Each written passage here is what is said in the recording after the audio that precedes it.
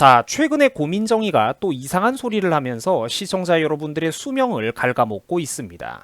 자, 최근에 고민정 의원은 나라 곳간 그거 왜 쌓아두냐, 쓰라고 있는 것 아니냐라는 기적의 논리를 펼쳤다라고 합니다.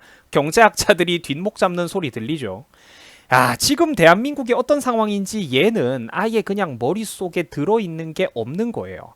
오죽했으면은 같은 편인 홍남기조차도 한숨을 쉬면서 의원님 지금 나라 곳간이 비어가고 있습니다. 거의 다 비어가고 있습니다. 라며 한마디 했다라는 겁니다. 자, 참고로 이 홍남기는 문정부의 경제부총리 겸 기획재정부 장관입니다. 아무리 문정부의 굽실거리는 똑같은 사람이라고는 해도 그래도 이 사람은 직접적으로 자기가 국가재정을 다뤄보니까 좀 현실 감각이 어느 정도는 그래도 있다라는 거죠. 지금 우리나라 재정 상태가 어떻냐면요, 여러분. 국가 채무 비율이 50%를 사상 최초로 육박하고 있고 넘어가고 있고, 또 나라 빚이 문정부 4년 만에 무려 1000조 원을 돌파해가지고 우리도 빚만큼은 천조국이다 이런 소리까지 나오고 있는 상황입니다. 농담이 나오고 있죠. 아무리 양심을 팔았어도 적어도 실무자들은 직접 이거를 다루고 만지다 보면은 느끼는 게 있다라는 거예요. 큰일 나겠다. 이대로 가다가 진짜 우리나라가 몇 년 내로 큰일 날 수도 있겠구나라고 느끼는 게 있다라는 거예요.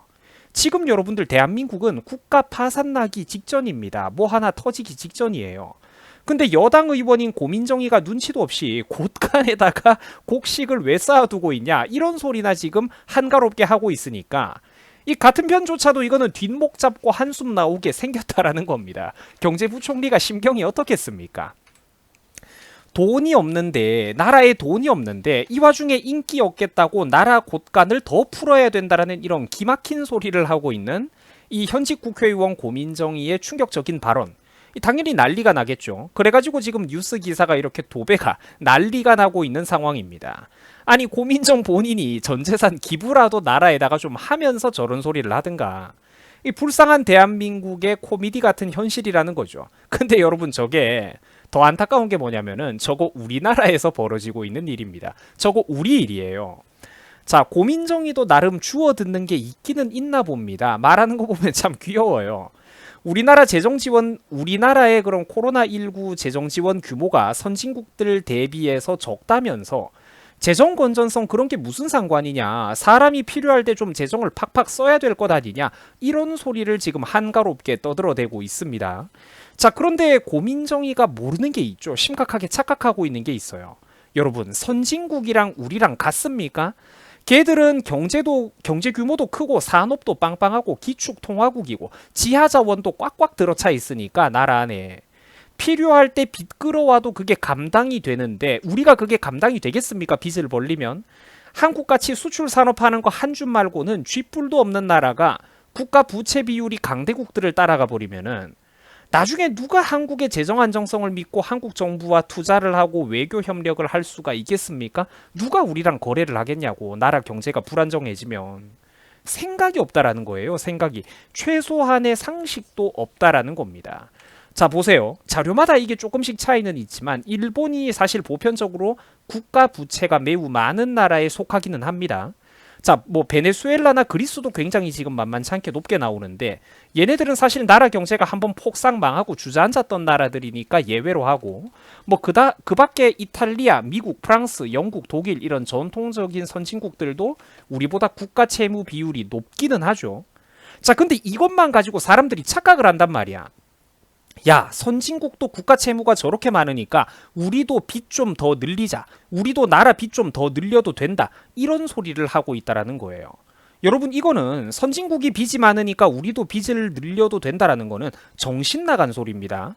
국가 채무 이자만 1년에 수십조 원씩 발생을 하는데 이자만 그 수십조는 고민정 본인이 국회의원 월급으로 메꿔줍니까? 아니잖아요.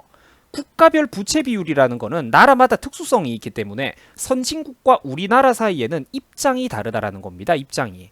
제가 제일 간단한 예를 하나 들어드리자면은 일본은 해외 순자산 규모가 세계 1위인 나라입니다. 해외 각지에 일본이 보유하고 있는 글로벌 대기업 우량 주식이나 지분, 부동산, 지하자원, 광산 채굴권, 배당금 이런 것들이 어마어마하게 많습니다. 엄청난 이권을 보유하고 있는 초경제 대국입니다. 글로벌 경제 대국이에요.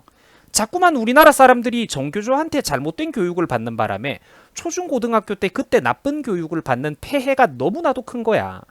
우리나라 사람들이 자꾸 일본을 만만하게 보는데 여러분, 지금 저기 3조 1468억이라고 적힌 저 숫자가 우리나라 원화가 아니고 단위가 달러입니다. 3조 원이 아니라 3조 달러라고. 해외 순자산이 우리나라 돈으로 3천조가 넘어요. 대한민국 1년 예산 몇 배 곱한 건지 아십니까? 참고로 대외 순자산이라는 거는 각 국가의 해외 자산에서 부채를 빼고도 남는 순금액입니다. 빚도 자산의 일부라고 가정할 경우 자료마다 이것도 조금씩 다르지만 일본이 보유하고 있는 해외 순자산의 총액은 우리나라 돈으로 1경이 넘어가는 상상을 초월하는 금액입니다. 여러분 살면서 경이라는 숫자 들어보신 적 있으세요? 일본은 가만히 앉아만 있어도 쉽게 말해가지고 무역 적자가 나도 이 엄청난 해외 자산을 통해 가지고 숨만 쉬어도 세계 각국에서 이자와 소득이 끝도 없이 쏟아져 들어오는 나라라는 겁니다. 우리랑 체급 자체가 달라요. GDP 규모 세계 3위고 경제 수지 흑자 세계 2위고 해외 순자산 보유액이 세계 1위를 기록하고 있는 나라가 바로 일본이라는 겁니다. 안타깝지만 우리 한국은 비교조차 안 됩니다.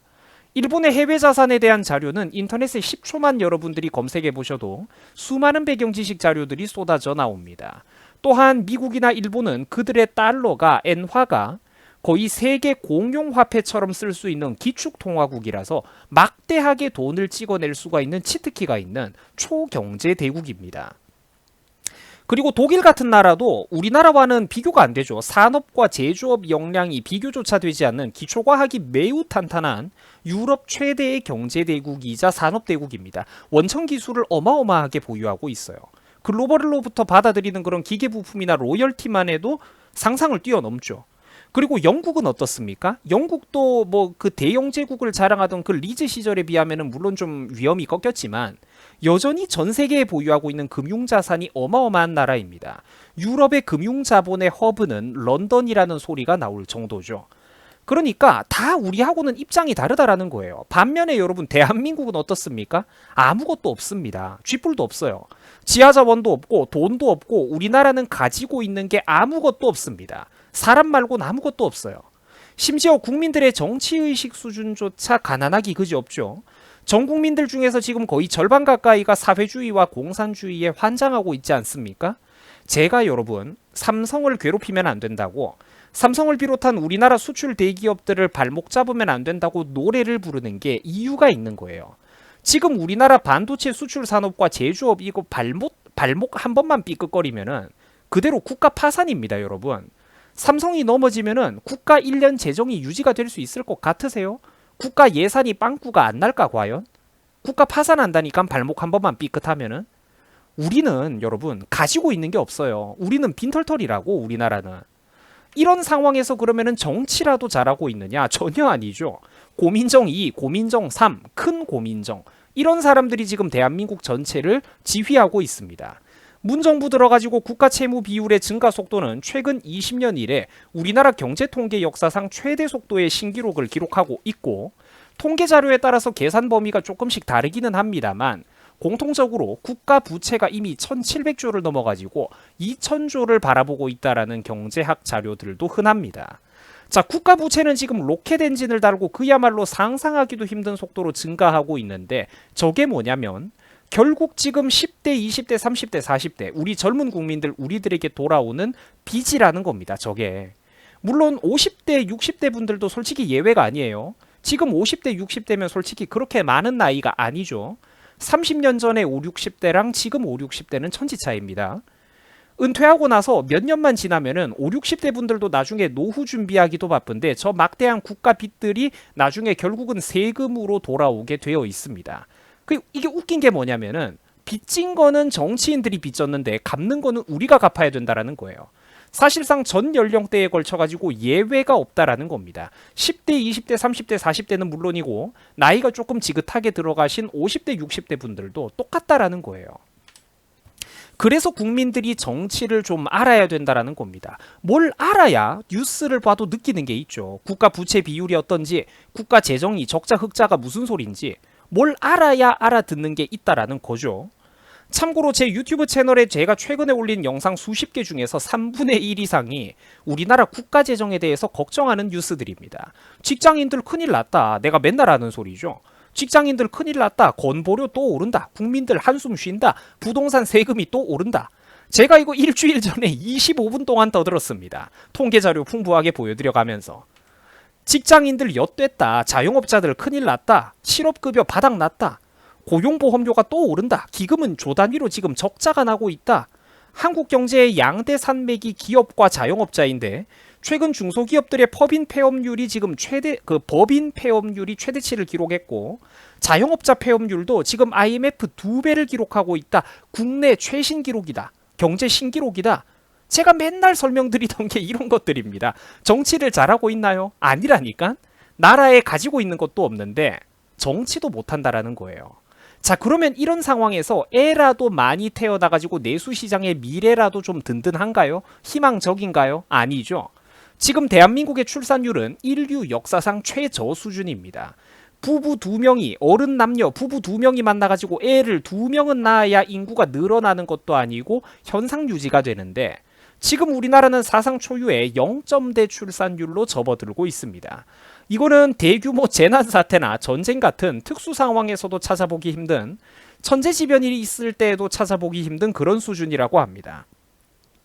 자, 여러분, 이 출산율이 적다라는 게 무슨 소리냐면은 그래서 나하고 무슨 상관이 있냐면은 지금 10대, 20대, 30대, 40대 그리고 50대까지도 나름대로 나이가 젊고 왕성하신 국민 여러분들이 나중에 20년, 30년이 흘러가지고 나이가 들었을 때 우리 세대를 떠받쳐줄 미래 세대가 없다라는 겁니다.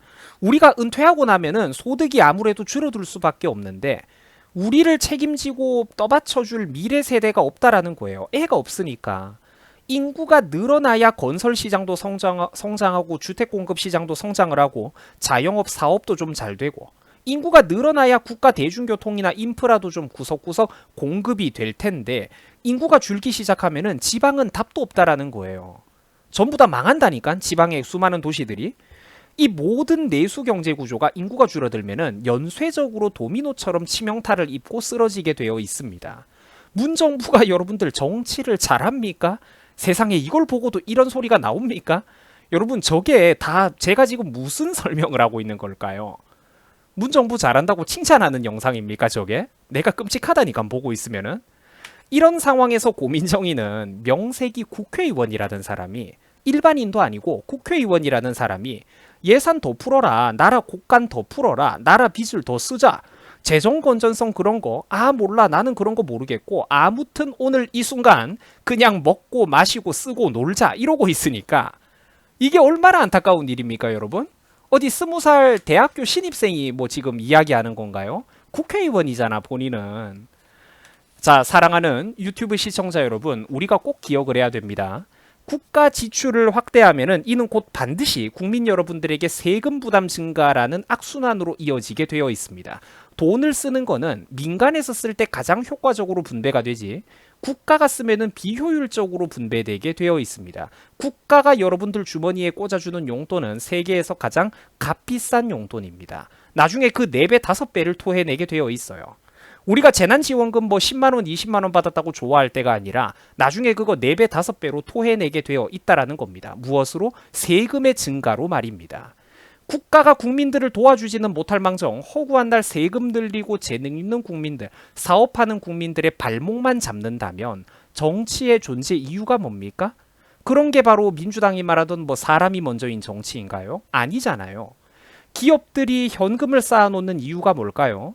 세계 각국이 정부 재정을 건전하게 운용하려고 노력하는 이유는 고민정보다 못한 바보라서가 아니고 빚은 언젠가는 갚아야 된다라는 진실, 빚은 공짜가 아니라는 경제학의 본질을 사람들이 알기 때문입니다. 지금 곡식을 다 우리가 처먹어버리면은 나중에 글로벌 경제 위기 같은 게 갑자기 겨울이 찾아왔을 때 무엇을 먹고 버틸 겁니까? 그때 가면 그냥 굶을 거예요? 그건 안 되잖아. 국가의 재정이라는 거, 회사의 재정이라는 건 무슨 짓을 해도 매월 따박따박 월급이 나오는 공무원들, 국회의원들의 입장하고는 성질이 전혀 다릅니다.